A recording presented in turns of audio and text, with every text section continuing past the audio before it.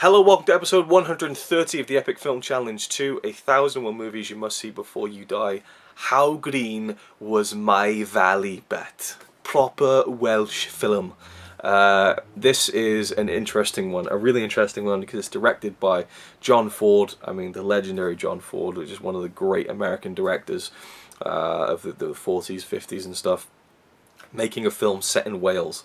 I was really intrigued by this one. It's about a family living in a Welsh mining town, where kind of the coal mining is just absolutely integral to the entire town. The way it's part of its ecosystem. You know, it's the way that it runs and works.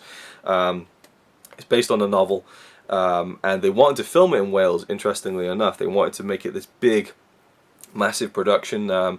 Hollywood was just coming off the massive success of Gone with the Wind, and they wanted to do a similar film, you know, in terms of the scope of it. This film was going to be a 4-hour epic and shot in Technicolor, but it ended up not really panning out that way, especially because going to film in South Wales at the time during World War II was very unfeasible, so they decided not to do it. They went up to California somewhere in the hills, and they built a huge set of this Welsh mining village, and I thought it was phenomenal. When I first started the film, I thought, shit, they actually went and filmed this in Wales, didn't they? But I read up that they didn't. But I mean, they really made it look like it.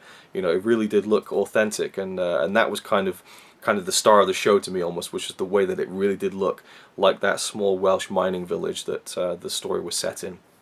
And apparently they shot it in black and white because if they filmed it in colour, you would have seen that all the flowers were, you know, Californian and not Welsh, which I really like the kind of attention to detail. If that is really one of the deciding factors to shoot in black and white. Either way, John Ford did an amazing job with this film. I love the way this film is shot, the cinematography, and I think the black and white really helps it. It just gives us this classy feel, but also a raw and gritty feel to some of it as well. The opening scenes, particularly the ending scenes. I mean, I love the way this film was framed, and I think it won the Oscar for, I think, best black and white cinematography back when that was a category in the Oscars. I was really interested to see some of the actors in this film. We have the legendary, to me, Donald Crisp, who just seemed to have such an interesting career, to go to films like The Man from Laramie, which we just reviewed recently, in the 50s, but to have starred in films in the 1910s. You know, another film I covered in the Epic Film Challenge 2, Broken Blossoms, 1919. Worked with Buster Keaton in the silent era. Donald Crisp was just a legend, and he won an Oscar for this film, and I think rightfully so, playing the head of the Morgan family, Gwilym Morgan. And the story is about the Morgan family, but particularly through the eyes of the youngest son, Hugh Morgan. And the film begins with narration from an adult Hugh Morgan, looking back on his life in the valley, hence the title, How Green Was My Valley. And we see his childhood.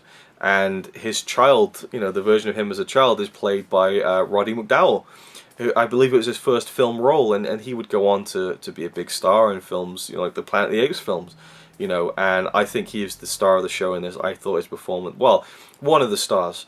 I think him and Donald Crisp are really the central heartbeat of this film. The youngest and the oldest man in the Morgan family.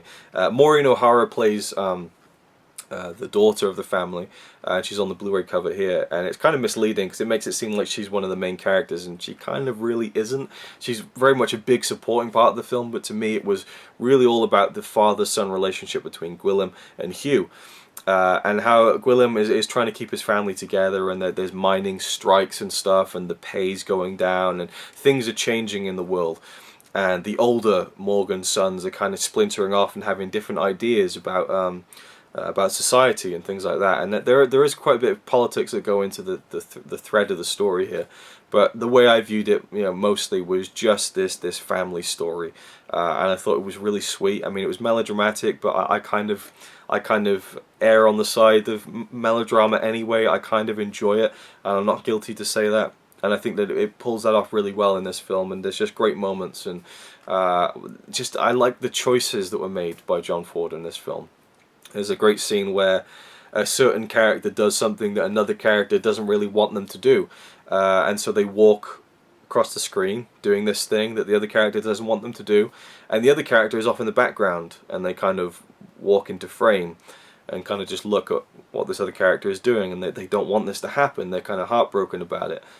And you would expect it to cut to a close-up, you know, to kind of show the pain on this character's face, but it doesn't. You just see them looking dejected from a distance. And apparently someone said to John Ford, shouldn't we cut in and get a close-up on this shot? And John Ford said, well, no, if we do that, they might keep it in the film. So he very deliberately made these choices, which I thought were interesting and different. But at the same time, he makes choices that are very obvious as well. There's you know, this scene with Hugh and this guy who becomes a big part of the story of the film, who's also on the Blu-ray cover. And he kind of becomes a father figure as well to the young Hugh, and kind of helps him with something he's dealing with at the time, and they're both standing in this kind of meadow overlooking a valley, and it's just such an amazing picturesque shot, and it really is something out of a storybook almost, and I loved all that kind of imagery that really just, you know, this film feels of its time. I don't know whether it would work now if you made it in 2016. It felt like a film from the time period of classic Hollywood. But I just loved that it was this big American production about a very small kind of, you know, Welsh family story, and I really enjoyed that, and it was moving to me. I thought Donald Criss was phenomenal as the head of the family, Gwilym. He just brought such an authority to it, but a warmthness to it as well. It just felt like you wanted him to be your dad or your granddad, you know. He really had the sense of being the head of the family, and just being that kind of, again, the warmthness, but the sternness, you know, but neither kind of riding over the other, and I really enjoyed that. And again, really loved Roddy Mcdowall's performance as the young Hugh. He really anchors the emotion of the film, I think, as he's seeing everything happen and kind of reacting to it, and that to me was the heart of the film. And the one, I mean, there's a few things I didn't like about it, I suppose, but the main thing would be the accents. There's one Welsh actor in the film, and I could tell exactly who he was. Like, he's got to be Welsh. That's a Welsh accent right there. Rest of the people, not so much. There's a guy who was in Hitchcock's Sabotage, John Loder, I think his name is. I might be wrong on that, but I was like, oh, I recognise him from the Hitchcock film, and I really liked him in that, so this will be good.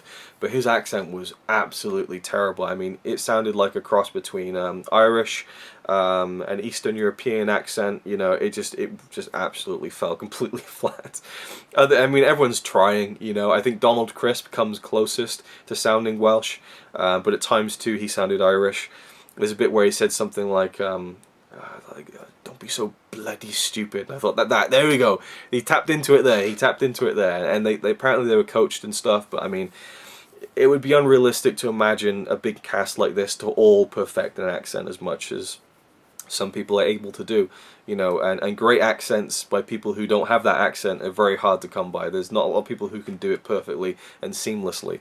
And while most of the characters do sound Welsh at certain parts, there are bits where it slips and it sounds Irish. And, you know, again, Maureen O'Hara being Irish herself, she sounds more Irish than anything else. I don't know whether they should have just not tried, but I like that they did try. And we do have these scenes with some of the coal miners kind of singing these Welsh songs, and it's sung in authentic Welsh, and I thought that was really nice and tied the whole Welsh theme of it together. So, being from Wales, I really enjoyed this film, but even apart from that, I just really liked the timelessness of it. And just the picturesque nature of it, and again, it does veer into that melodrama, but it's a melodrama that I kind of enjoy. So for me, I really love this film. Is it a film you must see before you die? I'm going to say yes. I think it's worth the risk. I think it could very easily alienate people with its tone, in terms of just, again, if it feels a bit like one of those kind of like Sunday afternoon movies that your grandparents would watch. But I don't think there's anything wrong with that. And again, I really loved it. And I love John Ford. I really love his films and his just the way he sets the film up with the landscapes, and just and then you hone in on the characters who inhabit that landscape, and I just think that works really well, for me anyway. So yeah, it is a film we'll see before you die, and that's about it, I guess. So thank you for watching, and I'll see you in the next one.